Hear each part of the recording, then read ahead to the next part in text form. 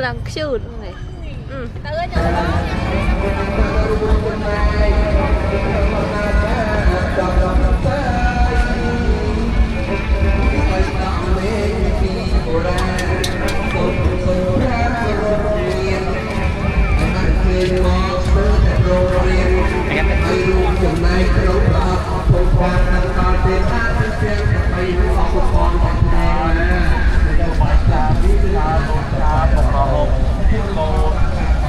chọn chụp hơi miền bộ bò bò tông cá miền sông miền bay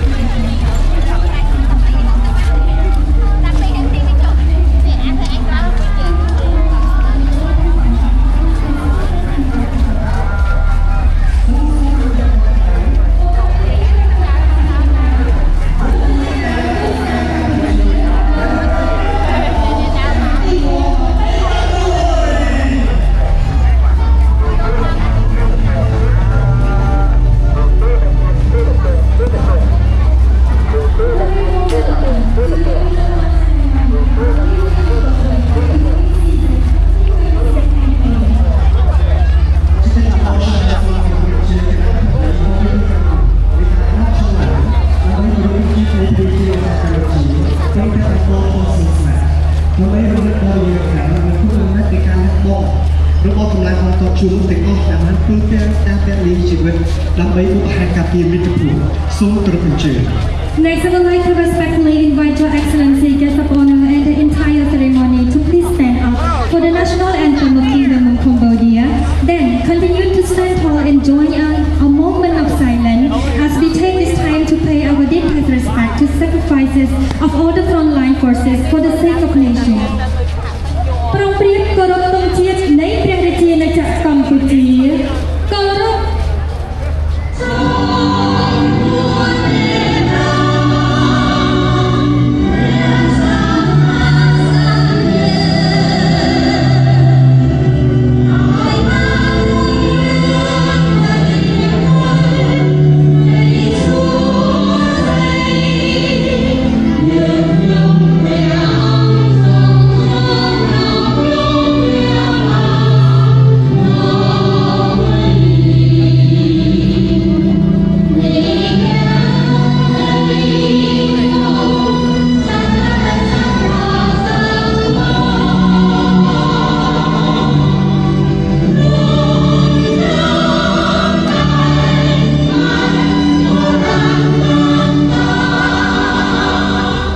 សូមអញ្ជើញបន្តសម្រួលស្មើស្មារយៈពេល5វិនាទីសូមសម្រួល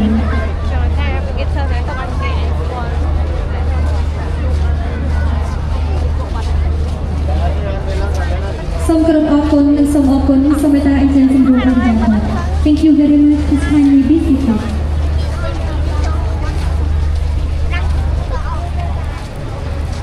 ដើម្បីចាប់ផ្ដើមប្រកបដោយសេរីសួស្តីកម្មវិធីរបស់យើងបានរៀបចំនៅទស្សនីយភាពការរំលឹកបានជូនពរសម្រាប់ប្រសិទ្ធពរជ័យដល់គណៈប្រតិបត្តិព្រមទាំងភ្ញៀវកិត្តិយសទាំងអស់ To begin in a blessing way, we would like to present you the Khmer traditional blessing dance, which is believed to bring good fortune and prosperity to the whole ceremony. ខ្ញុំបាទសូមគោរពអញ្ជើញអាយដាមលោកជំទាវអ្នកអង្គការលោកអង្គការលោកស្រីអ្នកនាងកញ្ញាអង្គវិធីទាំងអស់រីករាយទស្សនានៅប្រសិទ្ធពរជ័យពីរបាំជូនពរដូចតទៅ Please kindly sit back and relax to receive the blessing. Please enjoy the performance.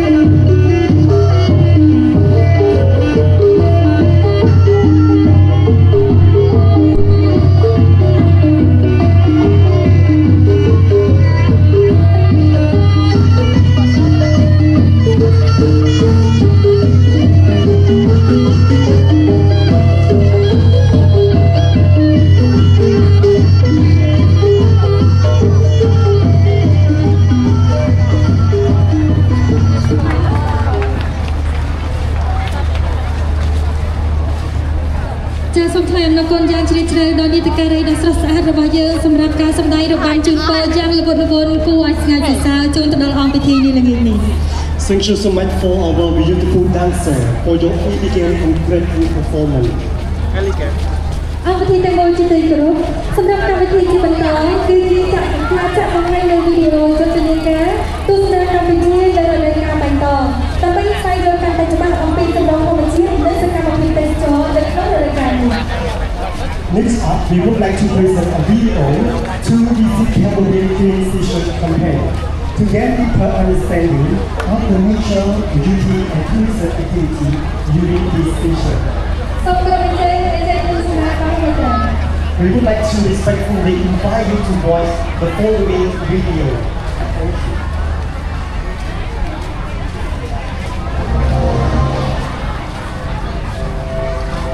វិស័យទេសចរណ៍ត្រូវបានចាត់ទុកជាវិស័យសំខាន់មួយដោយសម្ដេចនាយករដ្ឋមន្ត្រីដែលបច្ចុប្បន្នជាប្រធានរដ្ឋសភាកម្ពុជាបានប្រកាសព្រាងថាជាមុខបច្ចុប្បន្ននឹងបានដាក់ចេញជាស្លាកថាទេសចរណ៍ដើម្បីទាំងអស់គ្នានិងទាំងអស់គ្នាដើម្បីទេសចរណ៍តាមរយៈការយកចិត្តទុកដាក់ពីពលរដ្ឋរដ្ឋាភិបាលអាណត្តិមុនរដ្ឋាភិបាលបន្តវេនដឹកនាំនៅសម្រាប់មហាបវរទៅដល់ពលរដ្ឋប៉ុន្តែបន្តចាត់ទុកវិស័យទេសចរណ៍ជាវិស័យស្នូលដែលទីអង្គក្នុងសេដ្ឋកិច្ចជាតិក្នុងការជំរុញកំណើតសេដ្ឋកិច្ចកម្ពុជាដោយសម្ដេចបានដាក់បញ្ចូលវិស័យទេសចរណ៍ហើយយុទ្ធសាស្ត្របញ្ញកម្មដំណាក់កាលទី1ចំណុចទី1ក្រសួងទេសចរណ៍ក្នុងនាមជាសេនាធិការរដ្ឋាភិបាលក្នុងការអនុម័តឲ្យដល់រដ្ឋមន្ត្រីគួរថាត្រូវលើកគឺតាមទស្សនវិជ្ជាលោកមួយ5000ទៅតាម35000បងចាំឲ្យសិនឯបងទស្សនវិជ្ជាលោកមួយ5000ទៅតាម35000បងការចម្រើនក្នុងវិស័យទេសចរណ៍កម្ពុជាហើយដំណរដ្ឋមន្ត្រីក៏បានដាក់ចេញយុទ្ធនាការទេស